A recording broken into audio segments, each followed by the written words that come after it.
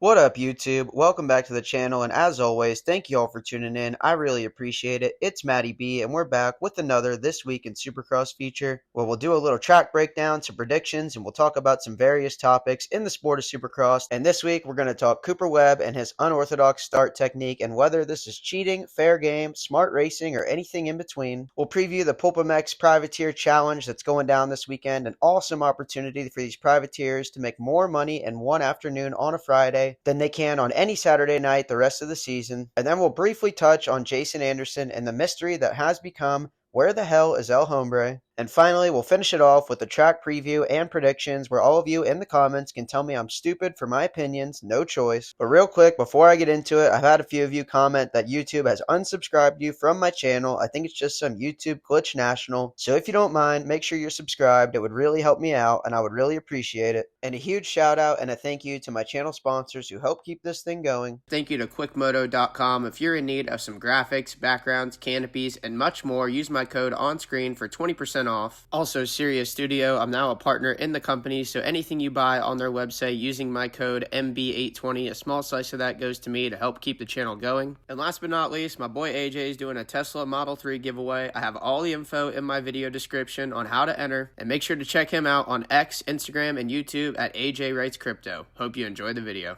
So first up, we're going to talk Cooper Webb, and we all know how much of a fierce competitor this guy is. He will do absolutely anything to win, even if it's flirting with the edges of breaking the rules, even if it's something a little greasy. If he can get away with it, he'll do it, and a little bit of this has been going down on some of the starts in the main events lately. The ruts right out of the gate get super deep, choppy, and brutal by the time that 450 main comes around. And for those of you that don't know, there is a rule in the rule book that says you have to start in the center of your gate, and there's even two officials that walk from side to side, wall the 30 cards up to try to police and make sure that everybody's in the middle of the gate. And with all that being said, there's actually been several main events this year where Cooper Webb on the 2 has came out of the gate and missed his start rut completely. Now, I've seen some chatter about this online, so I wanted to pose the question to you all and kind of break this down. Is this just smart racing or is this cheating? And before we get too much further into this, let me just point out that Coop is not the only offender here. Jason Anderson, right next to Cooper Webb at Daytona, did the same exact thing. Now let's break this down. The rule says that you have to start in the center of your gate. It looks to me that even Helen Keller or Stevie Wonder could tell you that he's centered in the middle of the gate. It does look a little weird that he's closer to Ferrandis than he is to Malcolm Stewart, but if you pay attention to the gates, every few gates, there's a little bit of a gap between them. And really, all it looks like he does is puts a little bit of weight towards the side he wants to go coming out of the gate and just barely misses the rut. Now, I'm not saying that's what everybody should do, because if every single person missed their rut, everybody would be in the lock bar national right as they exited the gates. So is it greasy? I mean, yeah, a little bit, but is it illegal? Absolutely not. And like I said, there's two officials that walk up and down the line right before gate drop, and don't even get me started on how many cameras are going to be pointed towards the start. So if they haven't been able to catch him in 15 rounds, then either they are not doing their jobs, which I don't think is the case, or Cooper Webb is not cheating.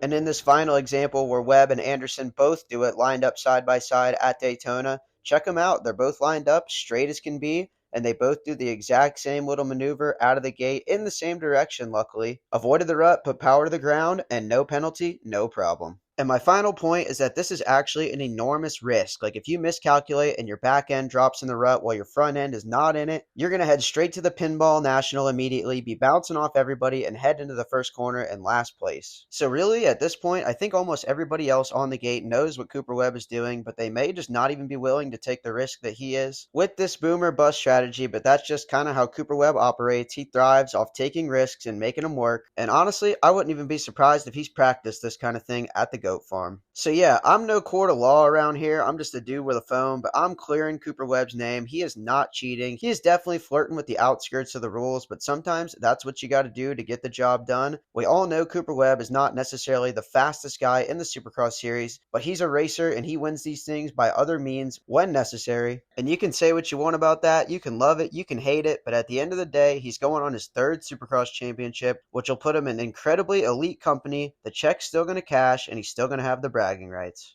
Next up, tomorrow on Friday at the Denver Supercross, it's basically going to be like Christmas morning for the privateers because the PULP LCQ Privateer Challenge is going down. And these guys are literally racing for more money on Friday afternoon than they will be on Saturday night during the real race. I know there's privateers out there that have been waiting all season for this race. They've got their credit card tab racked up. They're trying to pay it off. And all you got to do to support the privateers is buy a $30 ticket at pulpamex.com/LCQ challenge. I'll put the link in my description for this video. And if you buy a ticket, not only will you be supporting the gladiators of our sport, the privateers, but you'll also be entered to have a chance to win a 2025 Yamaha YZ450F, brand new by the way. And hell, after saying that out loud, I think I'm going to have to go buy a ticket myself, but there's tons of awesome companies in the sport that have contributed that you can win a prize from, like Fly Racing, Race Tech, FXR, FMF, Atlas Brace, Works Connection, Troy Lee Designs, and many, many more. So really, it's a win-win. Well, unless you don't win anything.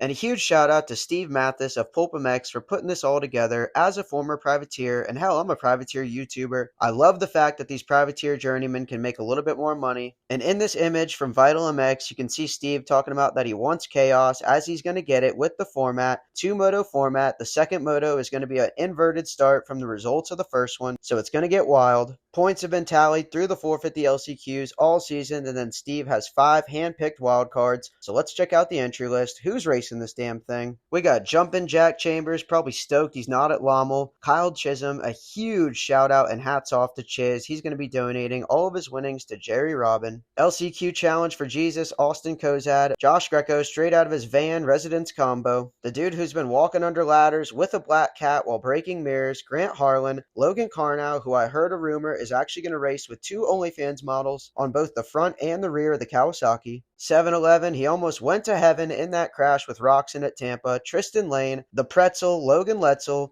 Jared Lesher, the hero, doing it on a 2-stroke. The 411 of Scotty Mishi. The 146, it's not the 3-6 Mafia, it's the Moran's Mafia, Kevin Moran's. Oh man, put a camera on this guy and let it roll. From somewhere in Latin America where everybody sends it, Hardy Munoz, Bubba Pauly, hey Pauly, Justin Rodbell, every pass he makes is one less AC unit he's got to haul up into an attic next week. Anthony Rodriguez, arriba! The Schloss man, Hunter Schlosser, the Poodle, Devin Simonson, had to get a haircut to get in this race a few years ago. Justin Starling, straight from Wife Swap, we do it big. Dominique Thierry from Germany, the Loose Kiwi legend, the Timu Cole Davies, Dylan Walsh, Marshall Welton, who I believe I saw is going to give 10% of his winnings to Jerry Robin. Love to see it. And then last but not least, the man who surely wishes that this was a 40-minute moto, Zach Williams. And again, like I said, it's big money. Last year, Josh Hill got almost $25,000 for the win. And here's last year's winnings. It paid out pretty deep. Even if you were only a 12th or a 13th place guy, you would still make more than you would finishing wherever these guys would on Saturday night. So not saying this as a slight to the Supercross payout. Let's be real. We all want to make more money no matter what we're doing.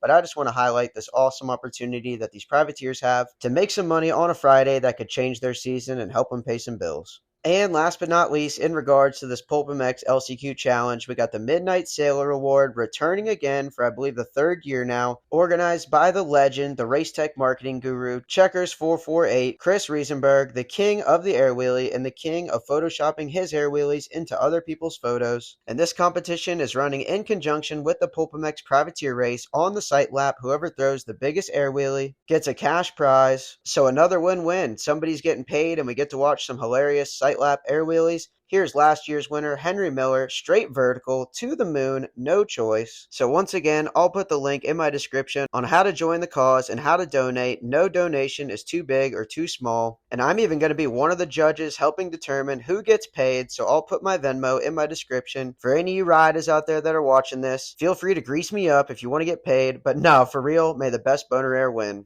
And lastly, we're just going to briefly touch on Jason Anderson and where's he at, what's going on, and really, I don't have much for you, unfortunately, and speculating on stuff I don't really have a clue about is not my thing. All I do know is somebody that I know that has some insight into the ins and outs of the Kawasaki organization told me that Jason was supposed to meet up with them at Paula on Tuesday for some outdoor testing. It did not show, so I don't know what that means. Maybe he was sick, maybe he went and rode somewhere else. I'm not sure if there's some turmoil with the team or what. But more than anything, I really just hope everything's okay with Jason and the family. Initially, the reason for his departure was a family emergency, and the sport's better with El Hombre in it. The dude rides with a lot of heart. He's always causing action out there, and we need him back on the gate. But enough of all that, now into this week's track breakdown presented by ASV Inventions. And now we'll get into our track breakdown, track preview for round 16 in Denver this weekend, the penultimate round of the series. And man, I cannot believe this series is already about to be over next weekend. It has flown by as it always does. And I've definitely been a fan of more tracks than not this season. I feel like they've definitely put in an effort and done a good job at making some better tracks for racing. But they're not going to knock them all out of the park. And for this weekend in Denver, I don't think this is going to be a very good racetrack. I think this is one of the smaller floor plans, so not a whole lot they can do about that, but I see a lot of sections that could be some follow the leader nationals. And you already know it's going to be drier than a popcorn fart and slicker than P. Diddy's bedroom floor in the windy confines of Denver Broncos Stadium in Colorado. But enough of the bad jokes. Let's get into the track layout. We got the start right down the middle, pretty close to full stadium length, but remember, not one of the bigger floors in the series, so we could still see some bunching up heading into this first turn, and it's going to be slippery, so going to be interesting to see if anybody gets a little bit overzealous on the binders headed into turn one and causes some carnage. Into the first turn, we got a sweeping 180 to the left into our first small rhythm section, and even in the first corner, as it's probably going to be pretty dry and marbly, we could see some people with the whole shot lose the front end and cause pileups behind, but I hope none of that happens into this first rhythm section. I like the entrance of it because it sets you up for two distinct options. You can either go inside and it's got a lip at the beginning, or you can go outside and you kind of roll in. But unless they change it for race day, to me it's looking like the outside option is going to be way faster because you can maybe manual that roller in,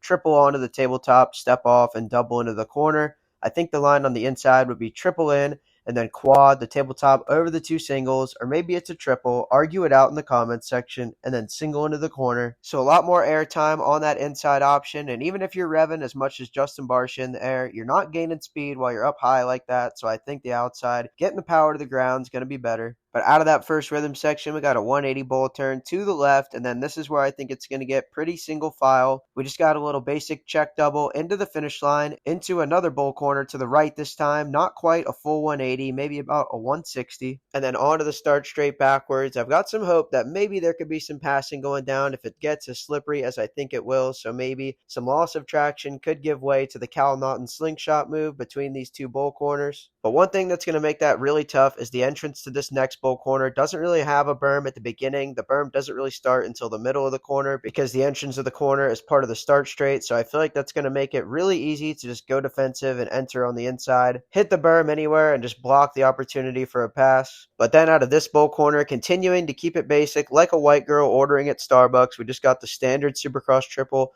into another 180 bull corner to the right this time, and into this rhythm on the far side, the longest rhythm on the track. I think this one could prove to be one of very few separators on this track, but I'm thinking the line's probably going to be seat bounce 3 out of the corner, triple again, and then quad over the two singles, argue if you must, and then single into the corner. If the triple out's not possible, maybe you would double in, triple, step over the tabletop, and then triple out into the corner. And remember, especially for the 250 class, we're up at the Mile High National at altitude, so some of these triple ins are going to be a lot harder than they normally would be. Into a 180 bull corner to the right. At least we got the 180s working for us. And then out of this corner, a seat bounce triple, a 353, a 3-footer for the face, a 5-footer in the middle, and then another 3-footer for the landing into another one of these berms that's kind of in between a 90 and a 180. Haven't seen much of these this year, but there's a lot of these on this track. They're really into them out there in Colorado. And then again, backwards onto the start straight, slipping and sliding. And then this is kind of unique, into a sweeper with a bit of a berm built around the outside. Man, I wish Tomac was still racing. I can just see him standing up around that thing, floating the crap out of the valves of the YZ450, but I really like the setup into the whoops this week because you can actually carry some momentum into it with this bit of a sweeping corner going into him, so I don't think the jump line is going to be quite as viable as it's been ever since the beginning of February. And I actually think this is really going to be the make or break section of the entire track because these whoops are going to get really hard and slick, so entry speed is going to be key, along with staying straight and not dropping down in there once you get towards the end of them, because right as you exit the whoops, there's a rhythm section, ideally a 3-2, or if you don't hit the whoops very good, maybe a 2-3, or maybe even a 2-2-1. So this section is going to be ultra technical because how you hit the whoops is going to dictate how you can hit the following rhythm. If you make a mistake or have a bad run through the whoops, you're going to pay the price price through the entire damn straightaway. Just like I'm paying the price for buying a cheap mic with that static. And then into this final section of the track, more follow the leader, single file national, a 90-degree corner, a step on step off, although it does look like the face of the step on step off is kind of big on the map, but I would be really surprised if they built it with intentions of having people go quad god mode, but I think it'll just be an on off into one final 180-degree bull corner to the right, back into the first corner, sweep into the first rhythm section, and that's a lap for round 16 in Denver this weekend. And now to finish off today's video with the Prediction National, back to the 250 West class for the second to last round in their series. And for the win, I'm actually going to go out on a limb. I'm going to go Julian Beaumer. I know he's been riding a lot of outdoors. I think he's probably feeling better from the torn labia. And I think this is going to be a very start-dependent track. He's usually really good right out of the gate. This dry hard pack is where he thrives, and I think he'll be able to manage this one to a win. Then I think second is going to go to the Kiwi sensation, Cole Davies, inching towards who I think is going to get third place in this race in the point standings, Hayden Deegan. I think Deegan will be the fastest guy. I still think he's going to win this championship, but his starts have just not been good this year, so I'm really going to have a hard time picking him for the win on a track that I think is going to be so all about the start. I think his good starts will be back once we head outdoors when the starts are all deep and tilled up, but in Supercross, it's not plowed up, it's a lot harder, and those Star Yamahas are throaty sons of guns, so I think it's probably a little bit harder to control them on a Supercross start. Then in the 450 class, going to keep it pretty simple. I think Chase Sexton rebounds from last weekend and gets the win in Denver. Inches a little closer to Cooper Webb in the point standings, but it just might be too little too late. Then in second, I think Cooper Webb puts in a smart ride, skips his start rut, doesn't push it, and grabs the silver. Then in third, I had picked Kenny Roczen to round out the box, because who doesn't love some box, but I just saw that he may actually be out for the weekend, so I'm going to switch my pick to the Cowboy. Aaron Plessinger is going to round out the podium with a third place. But anyway, it's not all about what I think. I'm just some guy with a phone and a YouTube. Let me know what you think. Let me know if you agree,